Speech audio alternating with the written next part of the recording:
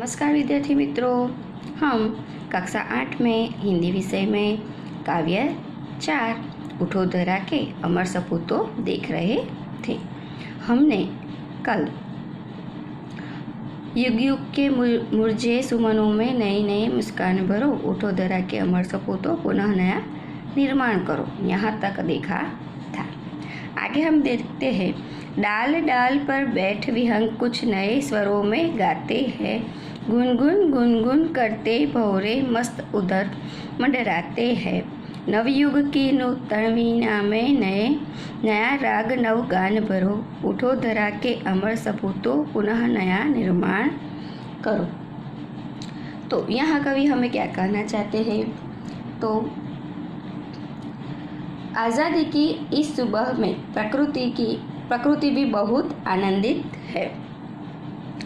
डाल डाल पर बैठ विहंग, यहाँ प्रकृति के तत्व की बात कही है कि હવે વૃક્ષની ડાળીઓ ઉપર પક્ષી વિહંગ એટલે પક્ષીઓનું જોડું બેસીને નવા સ્વરોમાં કંઈક ગીત ગાઈ રહી છે।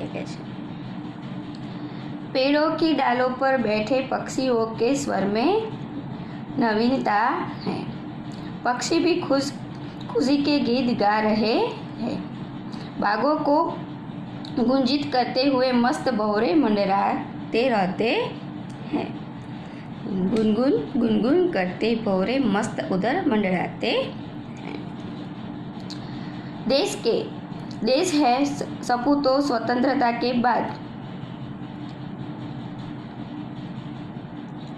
यहाँ कहा गया है कि देश के सपूतों स्वतंत्रता के बाद देश में नया युग आया है।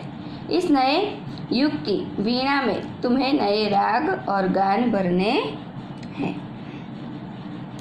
यहाँ क्या हुआ है? नवयुग की नूतन वीणा में नया राग नव गान भरो। तो स्वतंत्रता के बाद अब नया युग आया है। इस नए युग की वीणा में हमें कुछ नए राग और गान भरने हैं। सुंदर कवि ने भौरे और विहंग पक्षी के जोड़े के उदाहरण से हमें बहुत सुंदर बात की है। उठो धरा के अमर सपूतों पुनः नया निर्माण करो। कली कली खिल रही इधर, वह फूल फूल मुस्काया है। धरती माँ की आज हो रही नई सुनहरी काया है। यहाँ कवि कहना चाहते हैं कि इधर उद्यान में कलियाँ खिल रही है और प्रत्येक फूल मुस्कुरा रहा है। ऐसा लग रहा है जैसे भारत माता का शरीर आज सुनहरा हो रहा है। देश के सपूतों, तुम्हें अपनी मंगलमय वीणा से इस संसार रूपी उद्यान को गुंजित करना है। नूतन मंगलमय ध्वनियों से गुंजित जग उद्यान करो। यहाँ क्या कहना चाहते हैं कि हे देश के सपूतों, तुम्हें अपनी मंगलमय वीणा से संसार रूपी उद्यान को गुंजित करना है। बहुत ही सुंदर बात की है। उठो धरा के अमर सपूतों पुनः नया निर्माण करो। अब तुम्हें देशवासियों के जीवन में नया उत्साह भरना है, उनमें नया प्राण का संचार करना है। उठो धरा के अमर सपूतों पुनः नव निर्माण करो।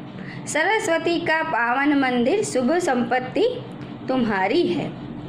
सरस्वती का पावन मंदिर शुभ संपत्ति तुम्हारी है। तुम में से हर बालक इसका रक्षक और पुजारी है। सतसत दीपक जला ज्ञान के नवयुग का आह्वान करो। उठो धरा के अमर सपूतों पुनः नया निर्माण करो। देश के सपूतों को कवि कहते हैं कि हमारा देश सरस्वती का पावन मंदिर है। सभी प्रकार की विद्याएं ही तुम्हारी शुभ संपत्ति है। तुमसे प्रत्येक बालक इस विद्या मंदिर का रक्षक और पुजारी है। देश का हर प्रत्येक बालक,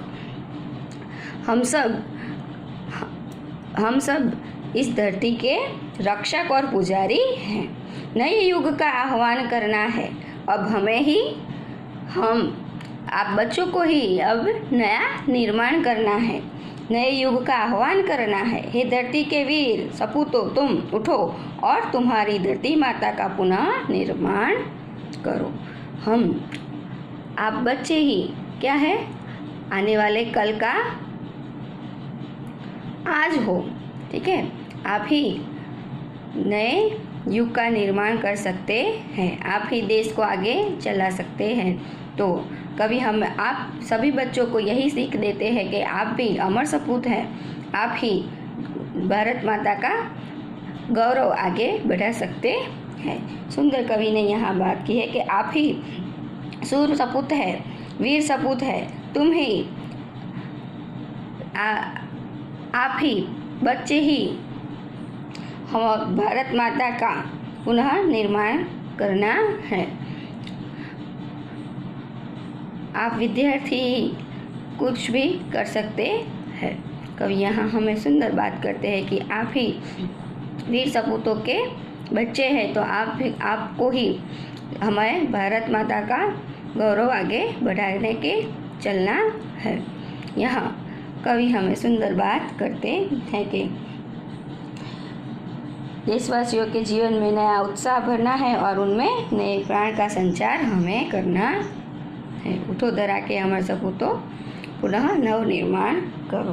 तो इस प्रकार कवि देश के सपूतों को संदेश देते हुए कहते हैं कि अब हमारा देश स्वतंत्र हो चुका है, अब तुम्हें देश का नव निर्माण करना है।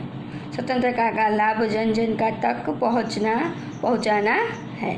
देश के लोगों को तुमसे जो बड़ी बड़ी आशाएं हैं, तुम्हें वह आशाएं पूरी करनी है। तुम्हें लोगों में नए प्राण फूंकने हैं, देश का पिछड़ापन दूर करना है। इस प्रकार कवि अमर सपूतों को देश का नव निर्माण करने का संदेश देते हैं। तो यहाँ अपनी कविता पूर्ण होती है। उसका अभ्यास स्वाध्याय हम आगे देखेंगे। Thank you.